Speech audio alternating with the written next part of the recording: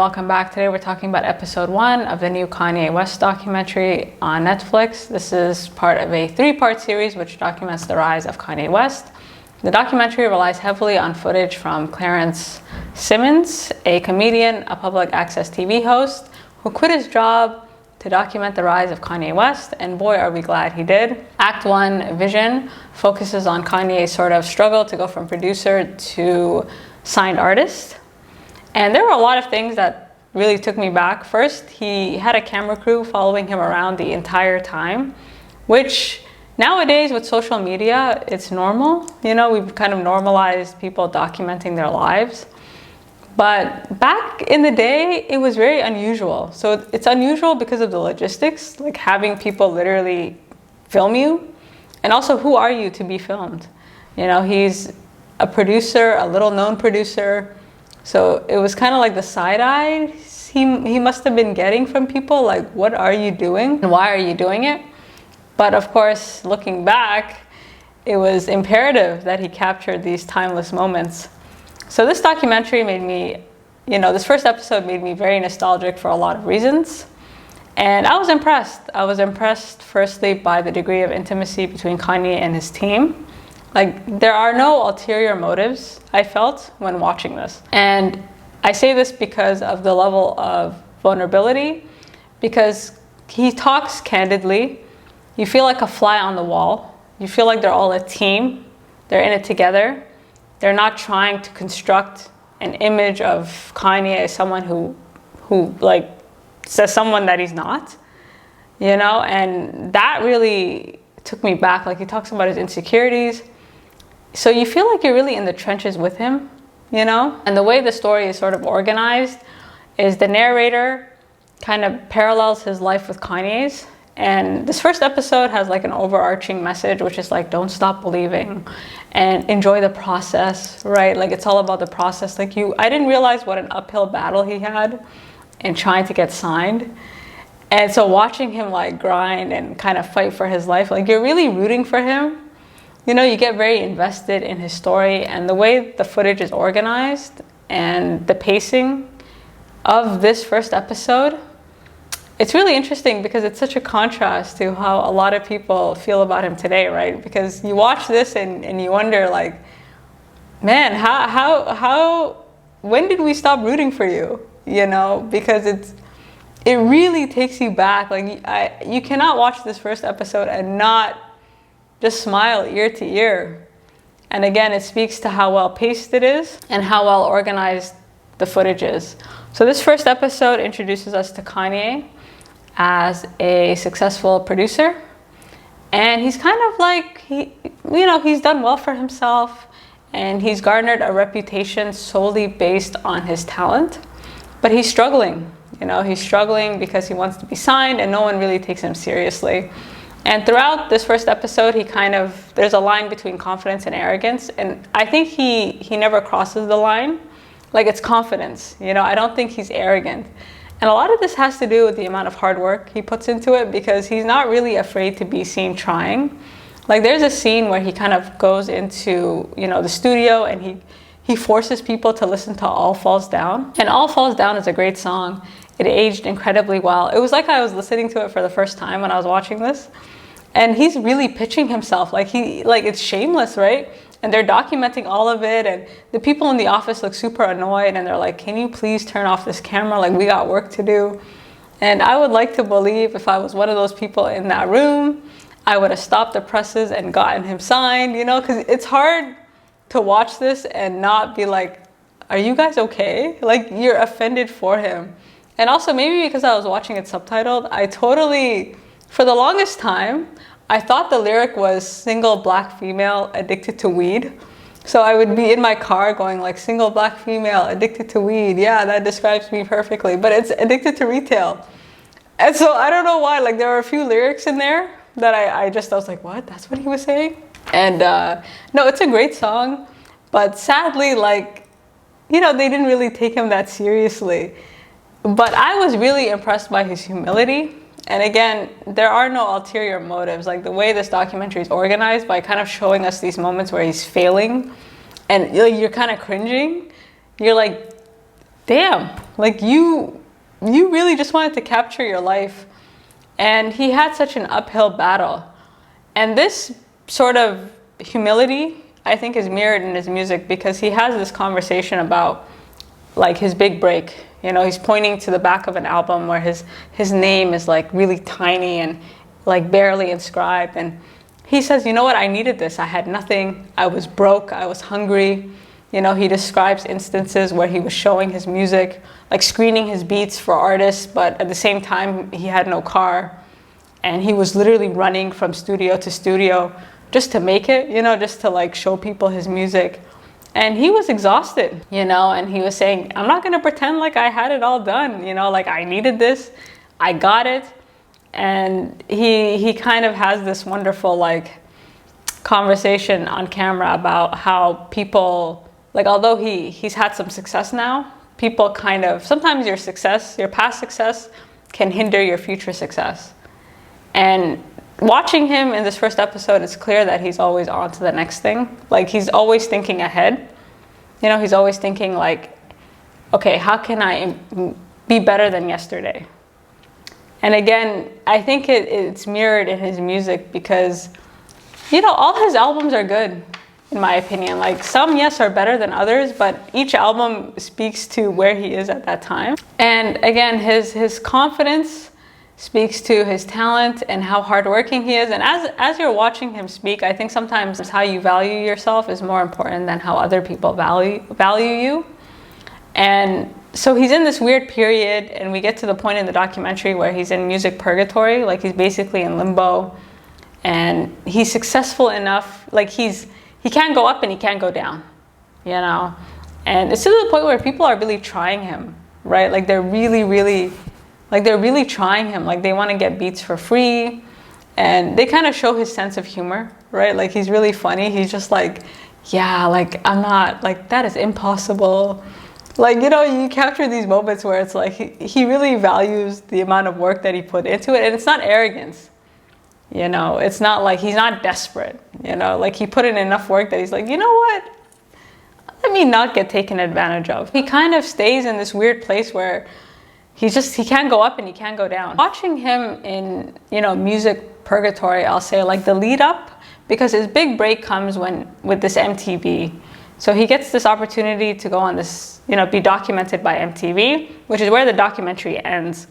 But leading up to it, like he was really hitting a bad place, you know, and again, the pacing of the documentary is good because he hits a wall and then it introduces you to the next thing. So you're never bored, like it's quite easy to watch. And, you know, he's not doing well, and he's also quite sensitive. You know, the way they kind of show the different sides of him, like they organize the footage to really, you know, humanize him.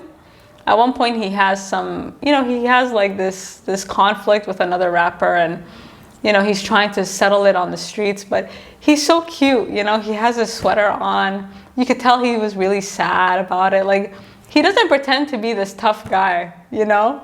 He just speaks, and, you know, you could see when his feelings are hurt, when his feelings are not hurt. And again, I was so impressed by their willingness to shoot all this.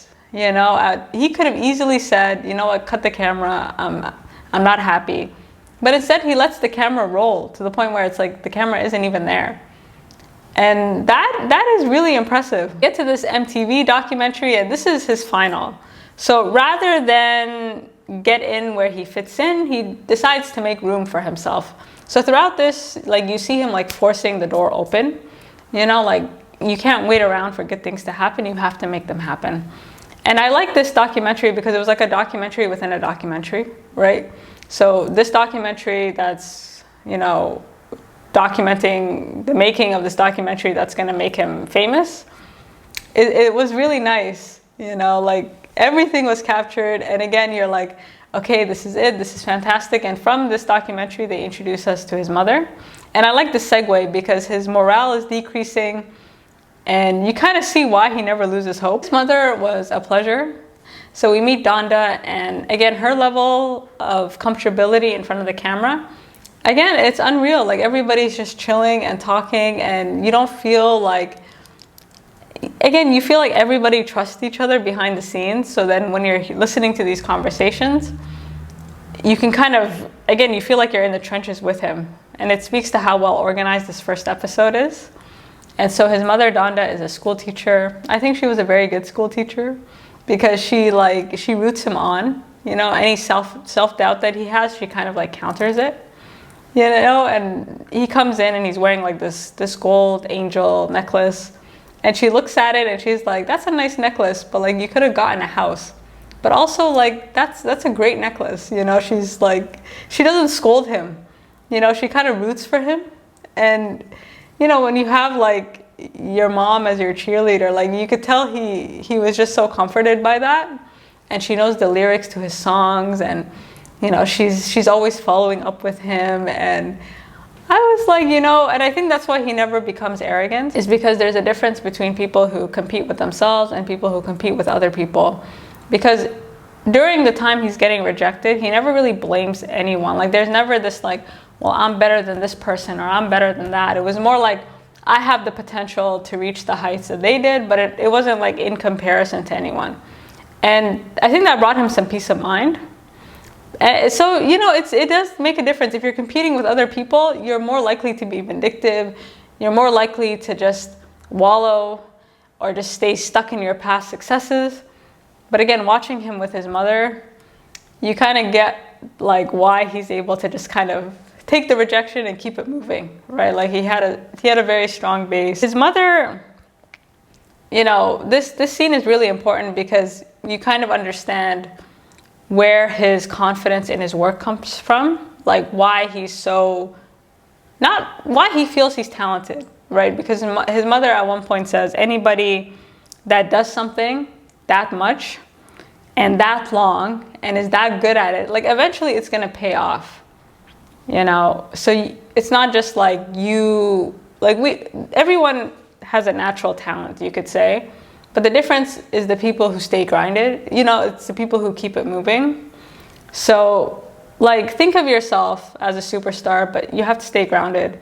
And the way she, like, kind of communicates that to him without coddling him, you know, like, you can tell, like, it makes you so happy. So when you're watching him with his mother, you're rooting for him even more because you're like, this is so sweet, you know, like, again, the footage is so wonderfully placed at a time where you know he's struggling.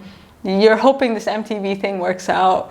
You don't know, you know, and he talks about dreams and his dreams, like the difference between like, you know, the American dream and his dream. And he has such an idea of what he wants his life to look like.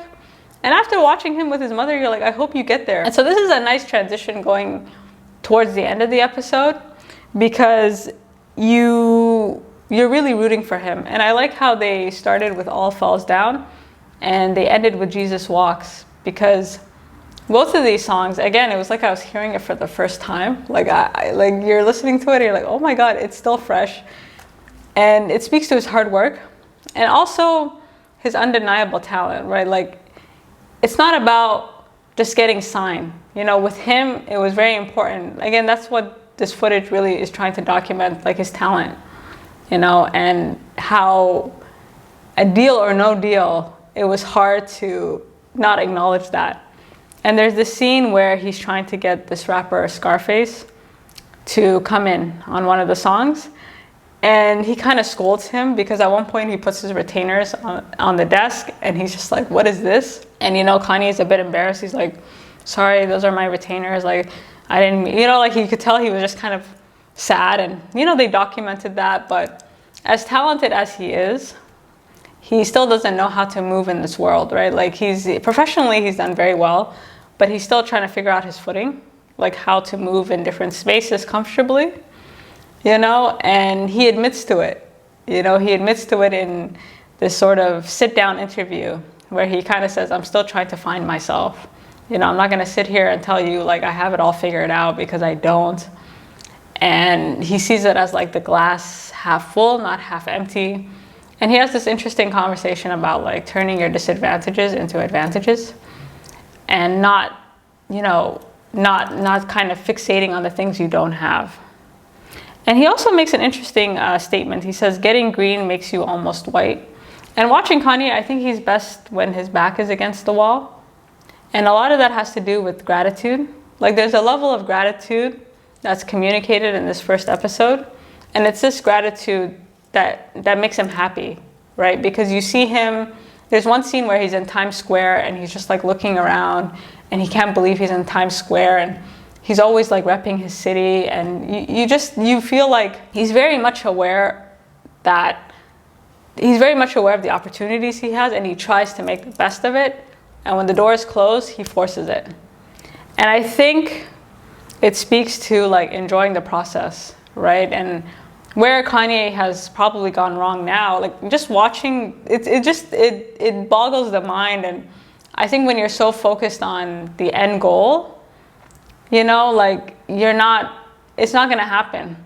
But whereas early on in his career, this first episode, like he was really enjoying the process. Like he was so grateful for every opportunity, and he was trying to make the most of it, right? He was knocking on every door.